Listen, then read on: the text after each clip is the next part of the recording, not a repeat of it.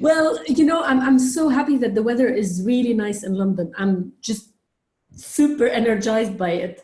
So yeah, I'm trying to put even my clothes for the beach. Just to feel that summer is really here, and because I think that I'm not sure that I'm going to see the beach this year, this summer. So trying to compensate for that. Anyway, I have already participated actually in the Innovation Cafe, and it's becoming a very, very nice weekly meeting, to be honest. So thank you, Hugo, for really putting this in place. I'm looking forward to really having more an active role, but like bit by bit, a lot of stuff are happening now.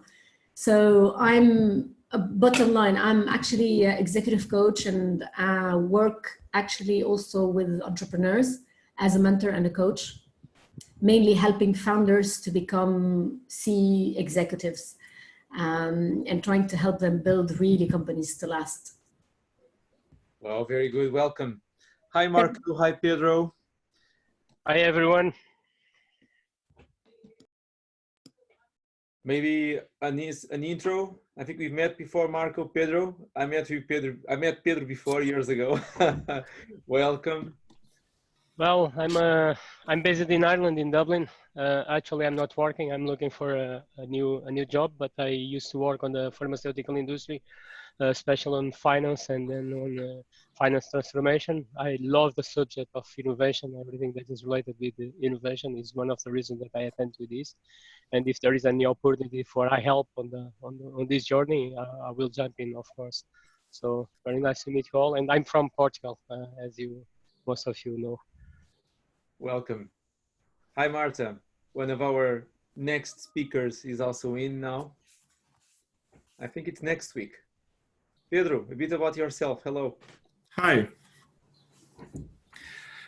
I'm Pedro Seabra. I have a software house in Portugal, in Almada, south margin of Tejo, for who knows the geography here.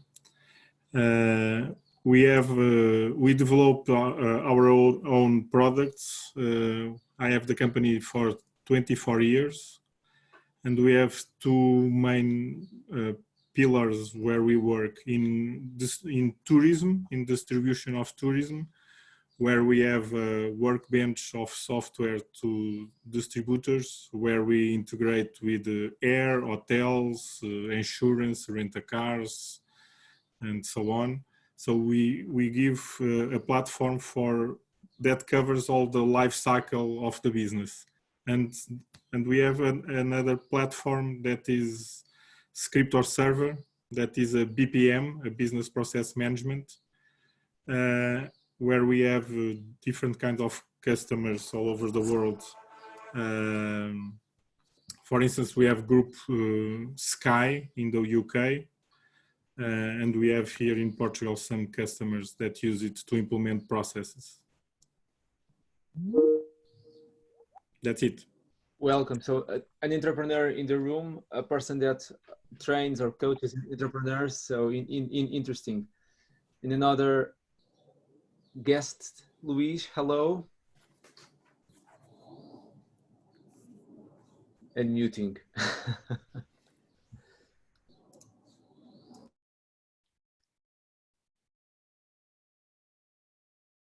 I think Luis is still trying to connect his microphone. So maybe, Kevin, let's get going. Introduction, and I'm really curious about your presentation because I like speed. I like to do things pretty fast. So I really want to learn what you are going to share with us today. So welcome. I think the floor is yours. Okay. Thank you. Okay, I'll give a brief explanation and then I'll start sharing screens and we'll look at some examples. I'm a big fan of really simple models that allow us to understand things superficially very fast and give us a starting point for planning. And over the last few years, what we've mainly been doing, or the team that I'm with at the minute, what we've mainly been doing is helping organizations who are facing critical change or rapid change or founding new business units or trying to do something new with their business to deliver at the speed that they're comfortable with.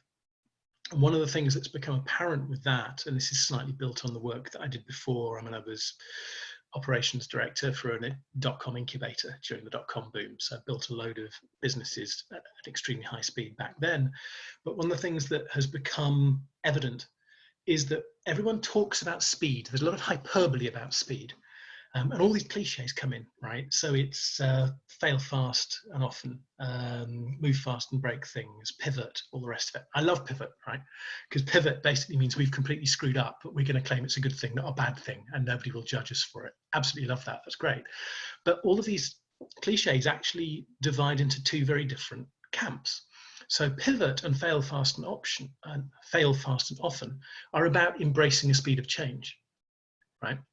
Whereas move fast and break things is much more about speed.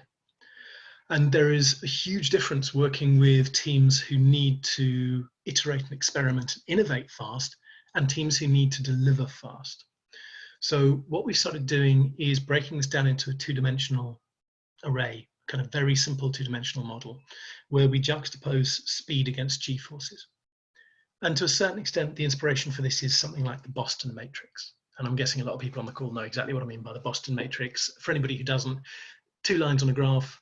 One is, and the idea is if you have multiple investments or businesses in your portfolio, growth potential versus market share. And the Boston matrix, basically you plot everything on this, and these are all our little business units or whatever. And we put it in 4 quadrants, and which quadrant they fall in tells us how we're likely to want to invest in them or grow them or not, as the case may be. Now, of course, nobody says, oh, Boston matrix, I've plotted my businesses on these graphs, now I'm going to take the rest of the year off. My job as planning director is done. That's clearly not the purpose of it. It's I've got a really quick way of visualizing this, which I can then start unpacking and use that as the basis for planning. So when we talk about speed versus G-forces, we're imagining something different. That instead of seeing, but just as simple as the Boston matrix. So instead of seeing speed as a continuum, is this a fast moving organization or a slow one? We're looking at it on 2 dimensions. And particularly we're looking at how different stakeholders or entities or groups within that business might view the question of speed or the question of G-forces. Right. Now G-forces sounds like I'm slightly laboring the metaphor. Right? Because G-forces is what a fighter jet pilot deals with as their jet accelerates and banks, right? And that's really dramatic. But the point about it is that if those of us who've had the privilege of working in rapidly changing, very fast-paced companies have felt that as a physical sensation. Right? I mean, back in the dot-com boom, you could physically feel the rate of change and the excitement and the adrenaline and the uncertainty. And the uncertainty wasn't a concept. It was something you physically felt. More people, probably not so much people on this call, but probably more people have felt the opposite, which is when you work in a very turgid organization where there's no energy and no excitement and nothing ever changes. And it physically impacts you. You walk into the office and it's like walking through treacle, right? And your posture changes and you slump and you've got no energy. Right? So G-forces are physically about energy as well. It's not just the speed you're delivering the work on. And that's kind of a key point, because if we're working... If I may say something, I think I love your metaphor, and actually you could use like the negative and the positive G-forces also, because in an airplane you have positive and negative G-forces. Pilots look at that black or white; they know if they're going up or down. I think it's a great metaphor. I actually love it. We could actually use it. So something like if you're too fast in a slow organization, you get negative G-forces, let's say, and if you're too slow and very fast, you get positive G-forces. I really like it. Yeah, absolutely. And also people have different appetites for it. A fighter pilot trains for G-forces. You don't spend 10 years working in a very process-driven insurance company and then suddenly get up one morning and go, I'm going to find the fastest paced startup I can in Silicon Valley and expect to be able to cope with it. You know, people have to be trained, they have to be comfortable with it, and some people just don't want the G-forces. So that's kind of the theory of it. Speed, I think we all understand. It's the notion of how fast you're getting results. How fast are you going from project idea to completion? Are your revenues increasing, etc.? And what's your throughput of work if you're in a process-driven environment? But if I share my screen, I will give you a couple of examples of how this stacks up in different companies. because what I've been doing for the last couple of years, we will get introduced to a new client, we'll start working with them, and to understand how their organization works and how we're going to have to be able to behave differently for them is massively important. So it's not just an academic, oh, I wonder how this organization stacks up. It's, do we understand this company? Are we going to have a problem in terms of a mismatch within their organization? What is the ideal? Are the speeds and G-forces that they're operating on at the minute actually what serves them? How are we going to deliver for them or deliver with them? How are we going to communicate with them? And what are the risks? What's going to go wrong? And we can start getting a lot of this out of one sheet of paper with 3 dots on it. Right? So I'll show you that now. Because this is kind of a 2-dimensional model, and it's very simple. There is no way I'm going to talk about this for an hour, by the way. So I'm kind of expecting to go through this for about another 10 or 15 minutes and then open it up to the floor, and hopefully other people will have more stuff that's more useful to say. So yeah, the simplicity of this also means I won't be going on for too long. So if I share my screen, host disabled participant screen sharing. Can you let me go for that one, Hugo? Yeah, I think I need to sort that out. Give me just a second.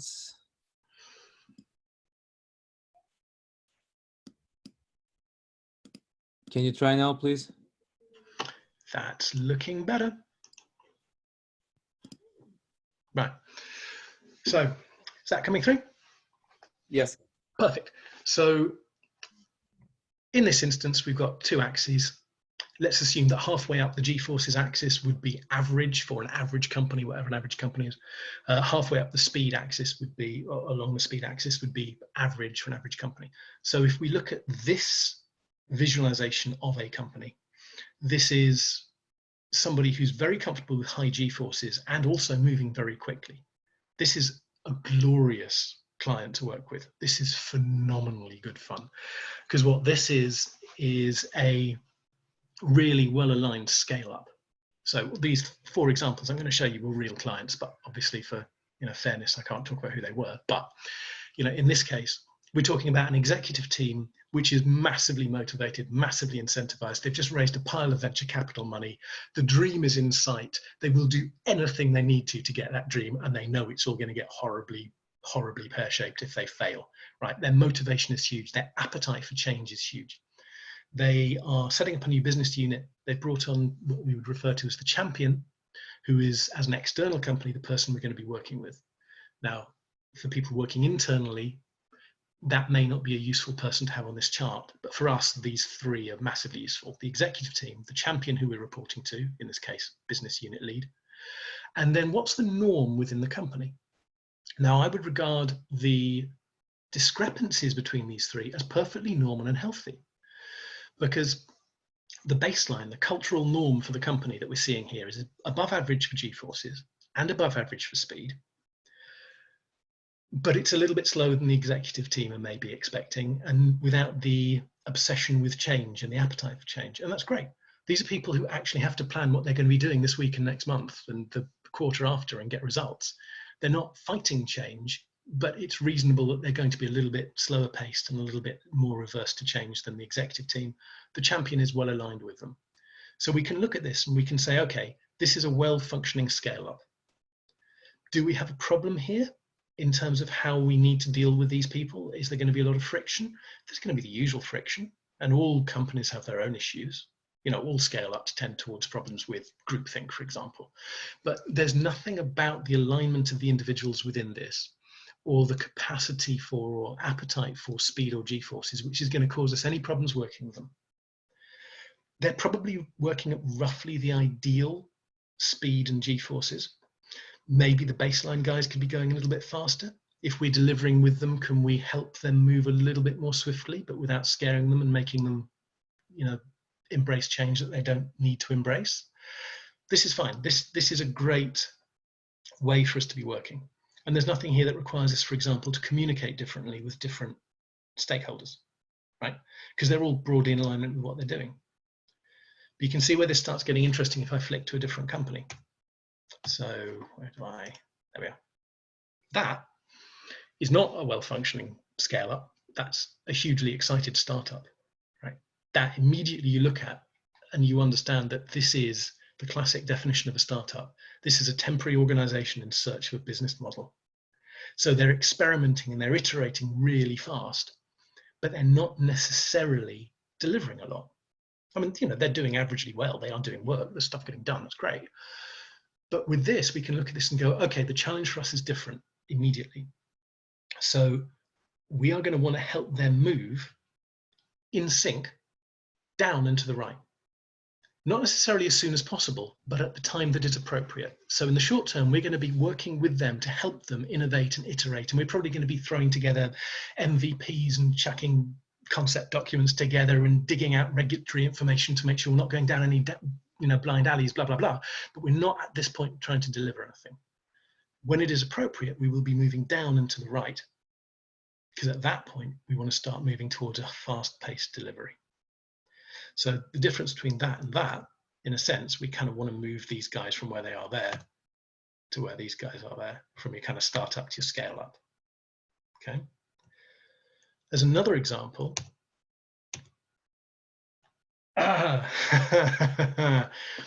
That's immediately starting to get a little bit more scary.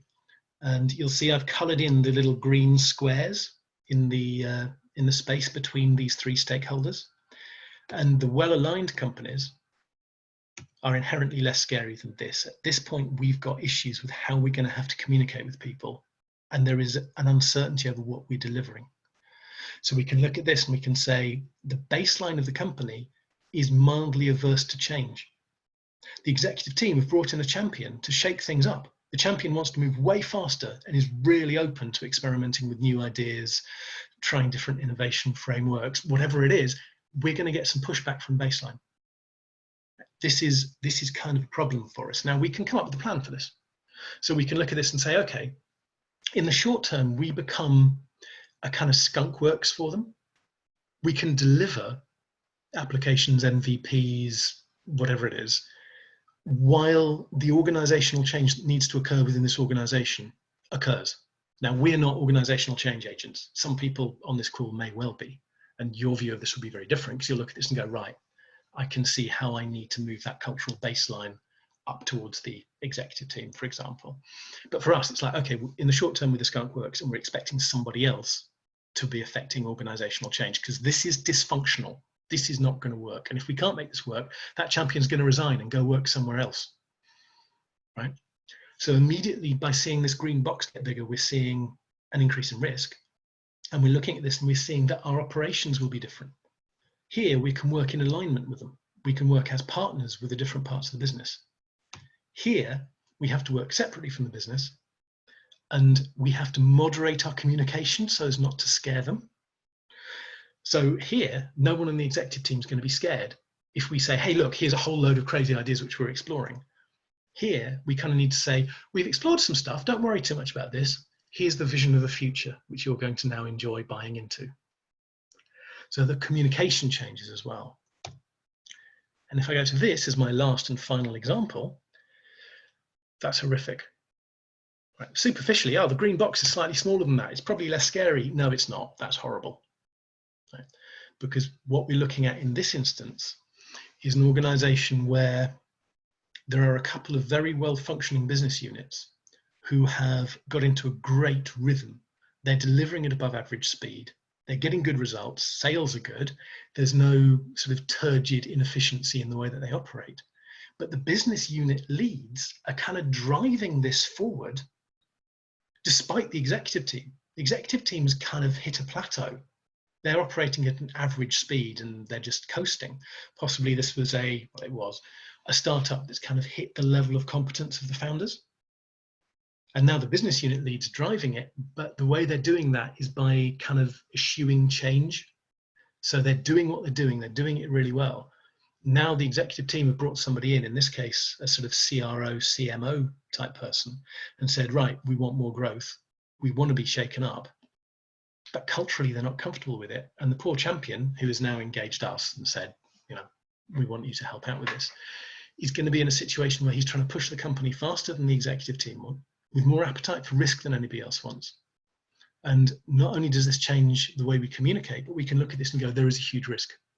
What happens when there's pushback? There will be pushback from both directions. The baseline, the business units that are operating, as soon as we start suggesting anything new, are going to push back, because the only way that they're achieving their results with an executive team that isn't so motivated is by getting into their own rhythm and being left alone. And the executive team's probably going to get uncomfortable the moment things start changing from their nice, cozy medium. So these are all, you know, and obviously I'm talking with the benefit of knowing who the real organizations is here. But you can see as I flick through these 4, by charting out 2 lines and 3 dots, we've got a way to visualize the kind of pressures and issues that we're facing within the company. We are asking ourselves what the ideal is, where we need change. Do we, for example, need to move from, you know, that to that? We're identifying risks. We're identifying different ways that we need to communicate with different people within the organization. So that is pretty well it. So I'll stop sharing at this point, and there you go. That was 12 minutes, 15 minutes. So it is a very simple model, which I've just kind of unpacked. And I'm, you know, happy to field questions, hear people's feedback. From my point of view, I'd love to know how people think this would work within different sorts of organizations, the ones that I'm working within.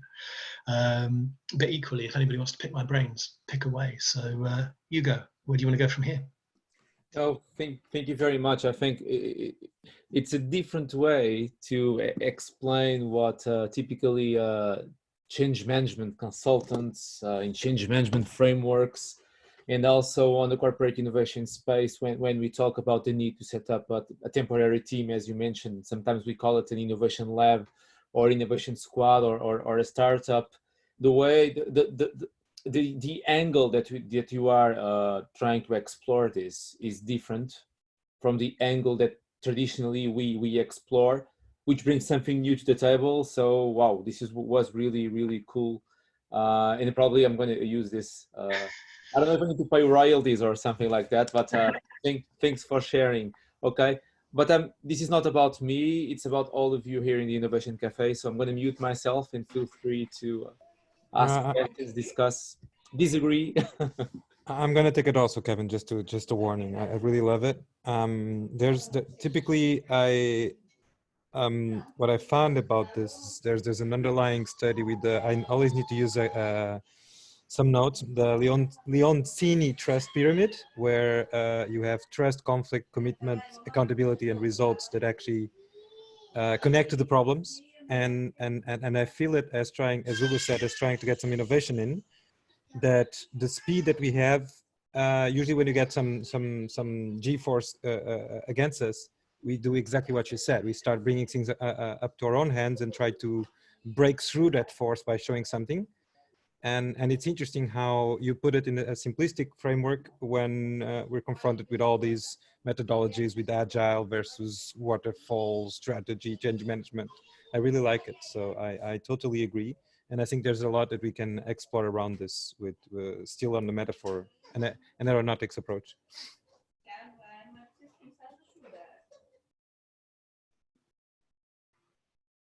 Hi, Kevin.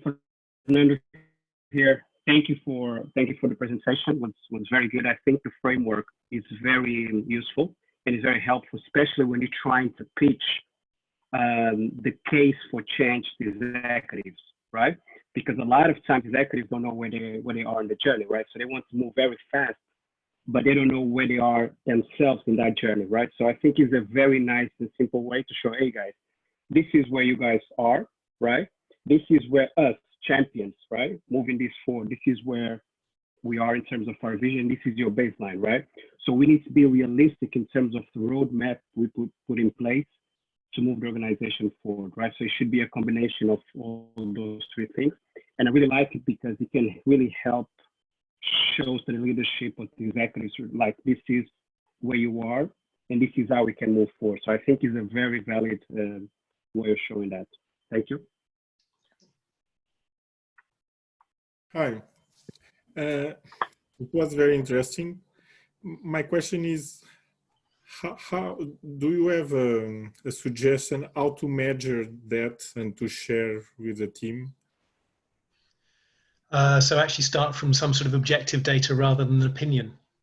No, I don't have a way of getting that based on objective data. We tend to do it very much based on conversations with the different stakeholders within the company.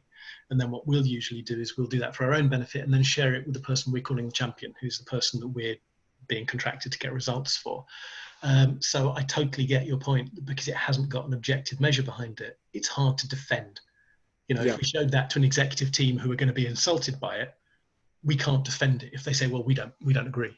We think we're way more dynamic than that. That's the point where I want to get, because if you are in an environment where the area is small and we are all close, the baseline, the executive and the champions, it's okay. But when you have a big area, a big difference, then you have different perceptions, and everybody thinks they are doing their best and they are fast. And so that's why my question: what kind of metrics or should be used to be more objective and discuss a model like that, but don't give too much space to different perceptions, because the extremes will be defending their positions, I think. Yeah, that's fair. I don't know. I mean, I'm completely open to suggestions. How would people suggest that we put an objective measure behind it? How would we go about making that more objective and more defensible? Well, in my experience, usually what I do is, but that's very daily measurable. So, for example, within Agile, I do the number of refinements after you actually explain something with the creative team. So let's call it like the champions are the team in itself. When you have like a core agreement with your team and you just get your stakeholders pushing back with refinements and refinements. I measure the number of refinements to get to an agreement. So if I get a proposal on some story for innovation, and I put it out there, and I get a review meeting with management, with MT, and it passes at first, I call myself that's a certain speed. So I got that idea on and onward. If I get a refinement or two refinements up to the same subject, even if it's 2-3 days, I count the number of refinements, not the time or the span between them. To me, is how I measure the speed at itself, the speed of the idea to be propagated. And I think it's a good way to start with, because that's usually how we can measure some of these things. That's really nice. Kevin, I have one question. Can you guys hear me? Yeah. Cool. I have a new headset. That's why I'm testing it a bit. So. Is my MVP. Nice presentation. Really like this concept. I also really like that you were mentioning the speed basically from the idea to a real business.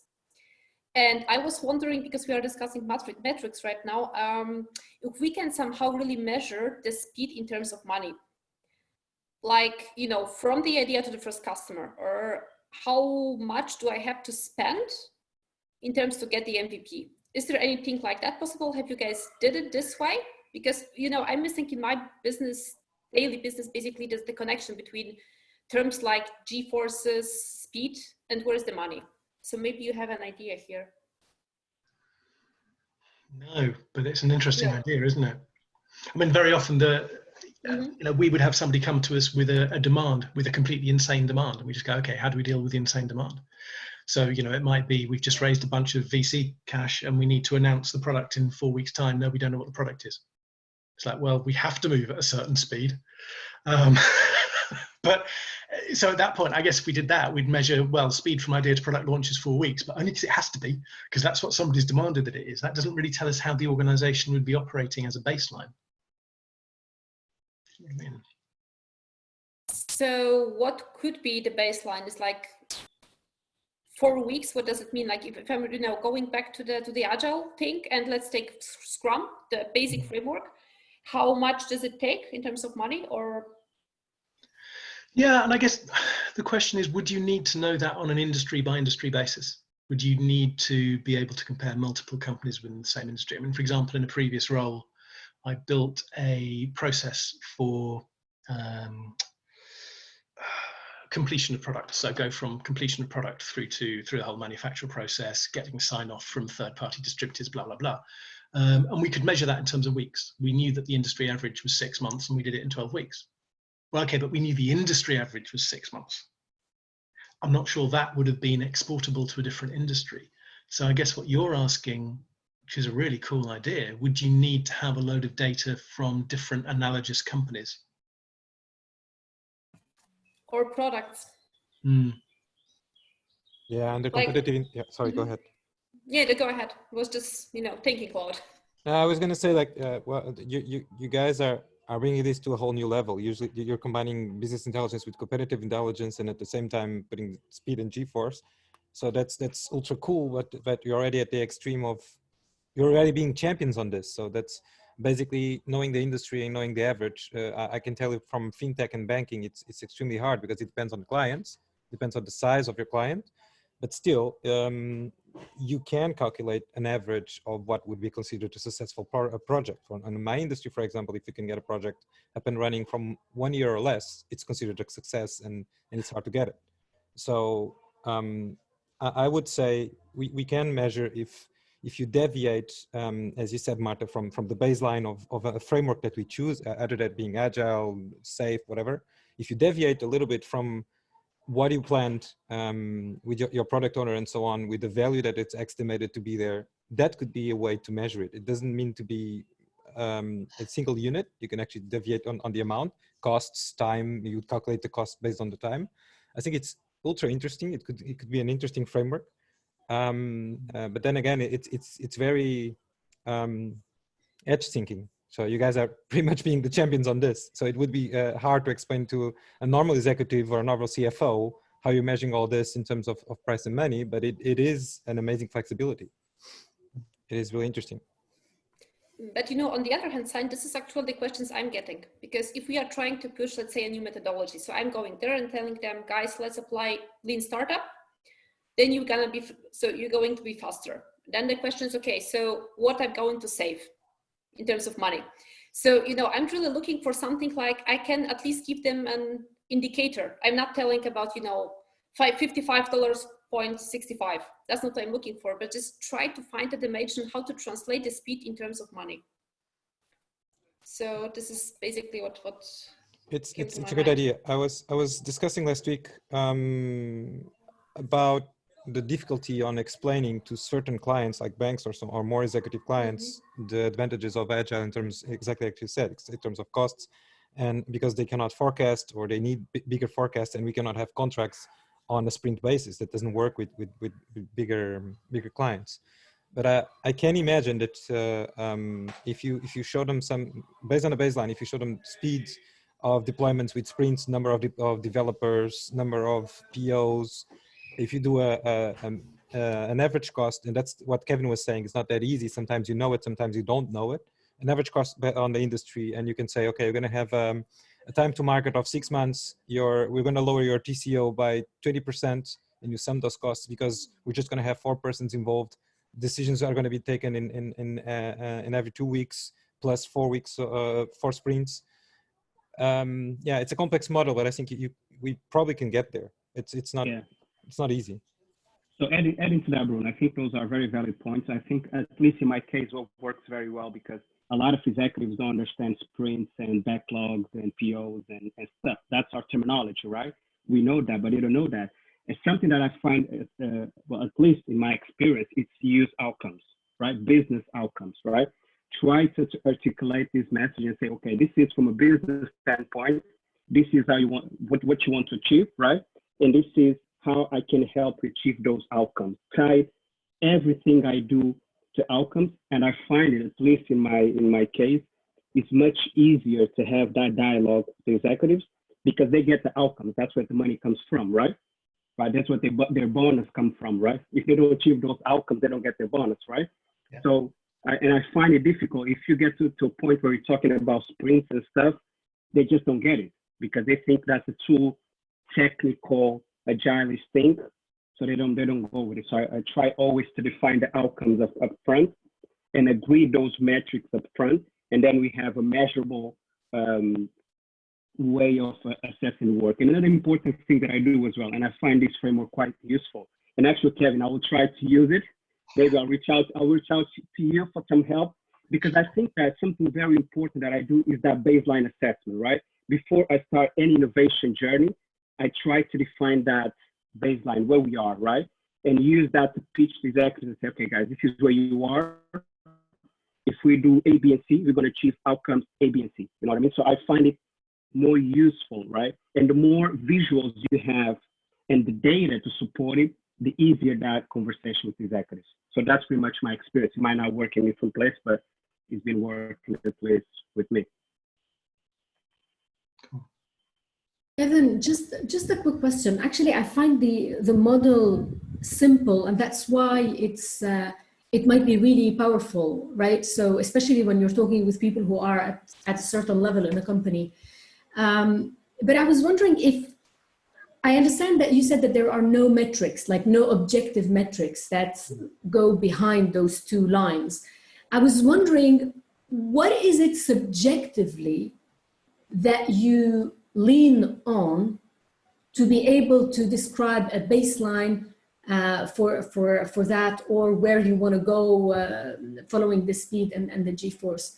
Maybe give us one example of one company without naming it. How did you actually subjectively define the elements? Is it an emotion? What are those elements actually that you used?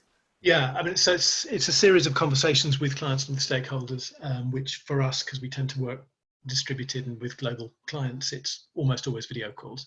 And it's really useful being able to see people's faces. As you say, there is a subjective emotional element to that. I don't know if we could even do it over the phone.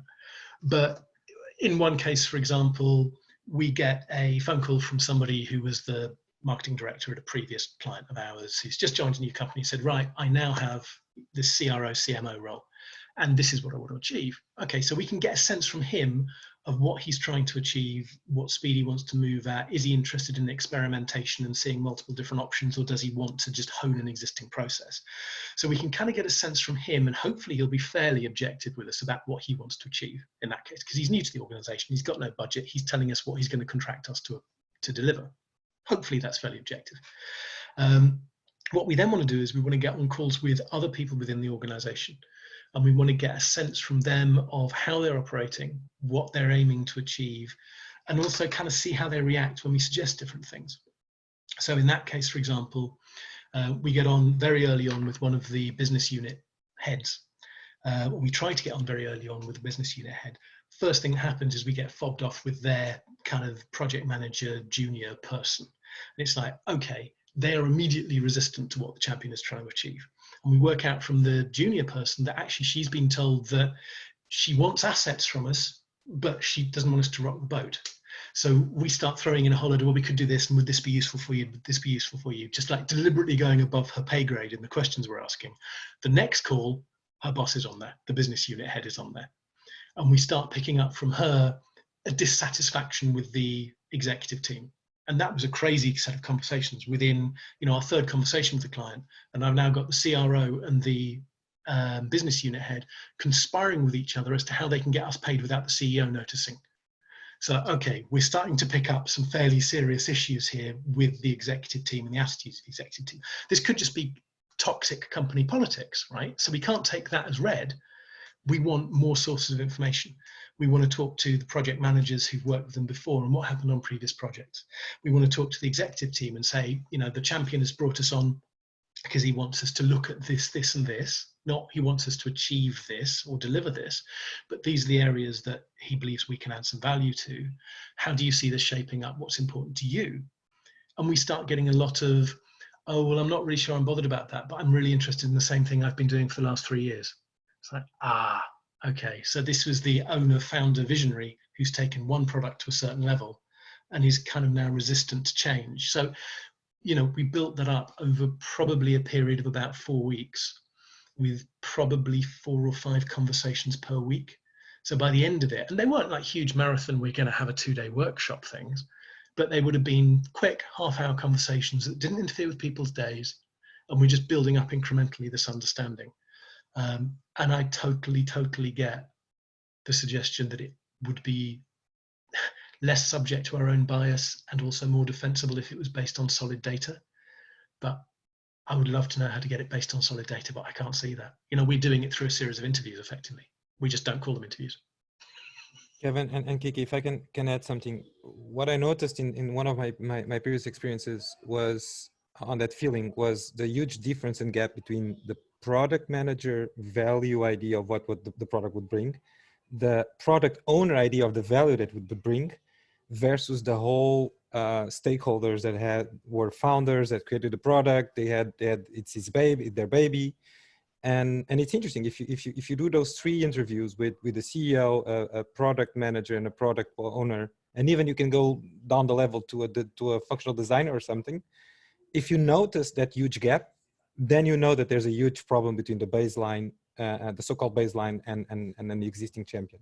And then if you know a little bit about the industry, you will feel who's closer to the actual industry. And sometimes I can promise you it's not the product manager, not even the product owner, unfortunately. Can I ask another question? I don't want to monopolize the discussion, but it's just, I was wondering, this chart that you have shared with us, do you at some point actually share it with the people? Like, do you share it with the executives? Typically, we would share it with what we're calling the champion, the person who's engaged us, as a matter of course. Right, so this is what we've been thinking, this is how we think things might need to work, this is how we want to communicate with you, this is what we think might go wrong, what do we do at that point, right? Because I have a kind of built-in hatred of politics and duplicity, so I want to be able to say to the champion, I think this is going to go wrong, how will we deal with it between us? I think to not share the chart with the champion would be difficult, but I am also aware that it could be considered insulting by some people, especially when you get a little bit more of a disparity. And to a certain extent, if the champion's insulted, I'm happy with that, right? Somebody's bringing us on board and I say something he doesn't want to hear, that's great. He needs to hear it if it's our opinion, because he can put us right or he needs to hear the truth, one or the other. But how he then handles, I'm saying he because that last example I gave was a he. I'm thinking actually most of our engagements, it's been a female champion that we've been dealing with. But, you know, he or she, how they want to handle their stakeholders is kind of, we're here to help, but we're not here to dictate. But my guess would be that we share it more often when there's a close alignment, and it stays completely secret when there is a serious disparity. Yeah, I can understand because it's sensitive also. Yeah, you know, we've all been brought up with, or a lot of us have been brought up with the story of the emperor's new clothes, and the emperor says he's got this beautiful new clothes, and nobody can see them unless they're really intelligent. And of course he's naked, and everybody says, "Oh, of course, sir, they're brilliant because we don't want to tell you that you're naked because that means we're stupid." And a little boy says, "Oh no, look, the emperor's naked," and then everyone says it. In reality, that's bollocks, right? We've all been really badly educated. In reality, the little boy who says the emperor's naked has just got fired. That's it, right? We do not want to tell the emperor he's naked under any circumstances. But we have to be clear with the champion, with the person who's actually engaging us and paying our bills. So, yeah. Okay, thank you.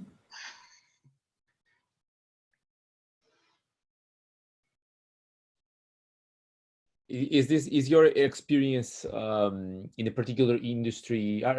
Do you usually work, Kevin, with one industry in particular, or just trying to understand the maturity? Because this topic is so innovative. Okay. Yeah. I'm wondering if, I don't know, FS Financial Services is your target audience. Who's your client usually? And that's something that's interesting for me talking to you folks, because of course you're talking about innovation within a corporate context, and I'm largely dealing with scale-ups.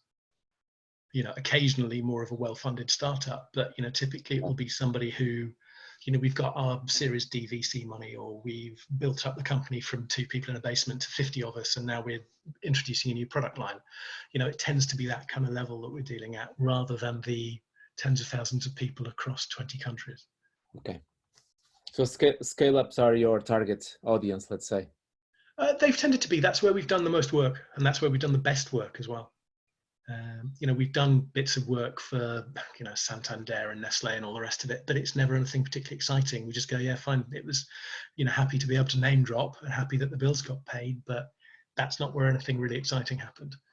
Whereas the kind of crazy, I'm sat in North Carolina with $40 million I've just got out of my friends in San Francisco. Now I need to spend it or I lose my company.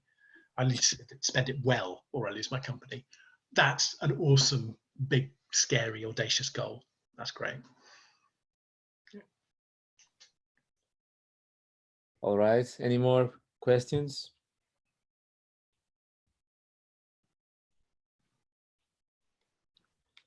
I guess the silence is, we all agree with you, Kevin. We are happy. And now we know something new that we can try to apply tomorrow.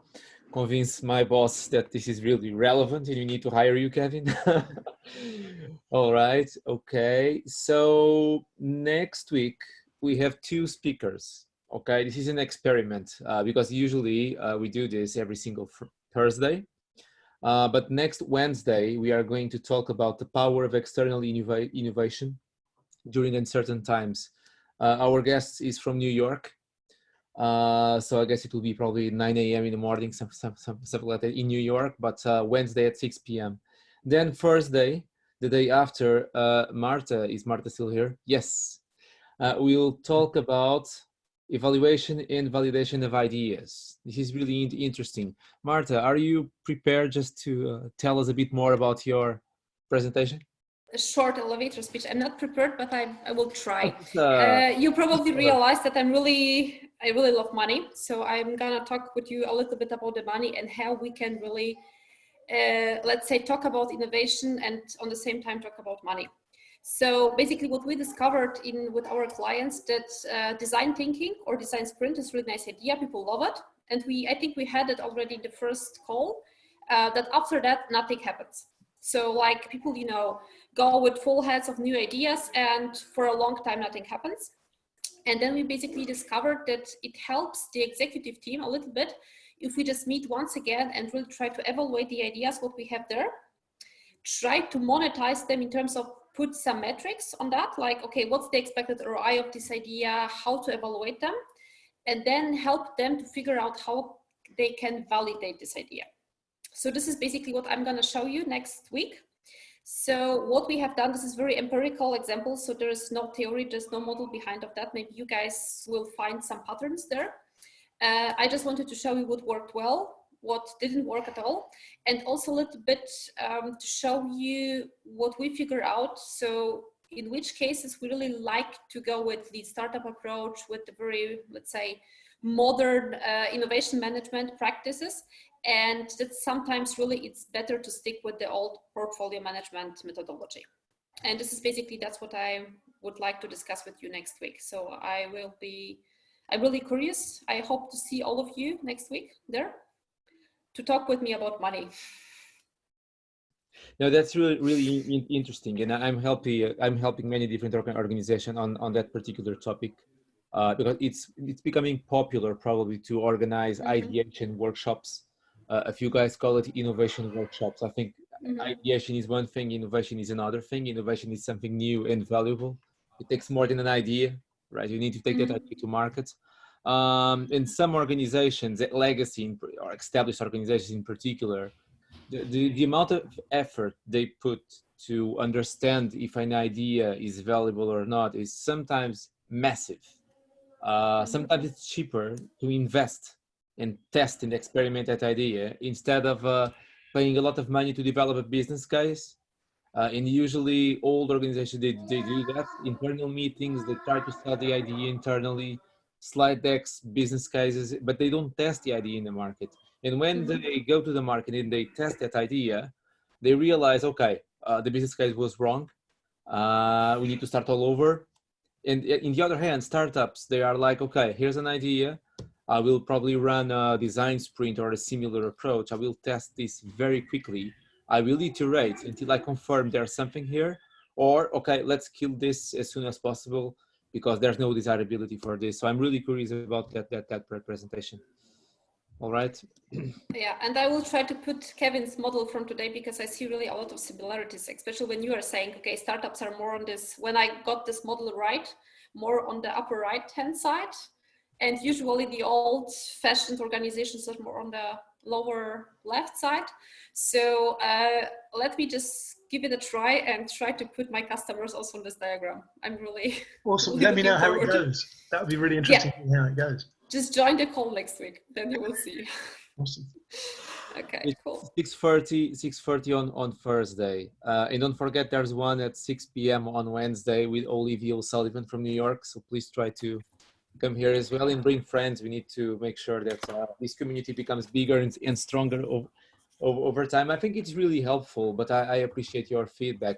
It's good to be able to share what we are all doing, because we are all part of this innovation or corporate innovation world. And I've started this project because sometimes I find it difficult to talk with the ones like me. Usually we try to change things internally, we try to help clients, but we don't talk with each other. So if we have a platform or a place where we can informally speak, and that's the whole idea of a cafe. We walk in if we want to walk in, but if we are there, we get to know new people. We might talk about a specific topic, kind of ad hoc approach. It's informal, which helps to share. So somehow, if you want to contribute, if you want to speak, feel free. If there's an idea to improve this, I don't know, a new way of spreading the word and getting to know more people, please let me know. And if you want to help to grow the community, of course, I'm looking for volunteers. I think it will be a lot faster and fun to have someone, some sort of an ambassador to help to bring more people in, and probably write a few blog articles as well. Who knows, podcast, whatever. This is just starting. Any more questions, comments, feedback? All right. So Kevin, thank you very much. It was really exciting. We will stay in touch. Thank you. Thank you. Thank you, Kevin. Bye. Thank you all. Enjoy your day. Bye-bye. Thank you. Bye-bye. Bye. Thank you. Bye. Thank you. Thank you guys. Bye bye.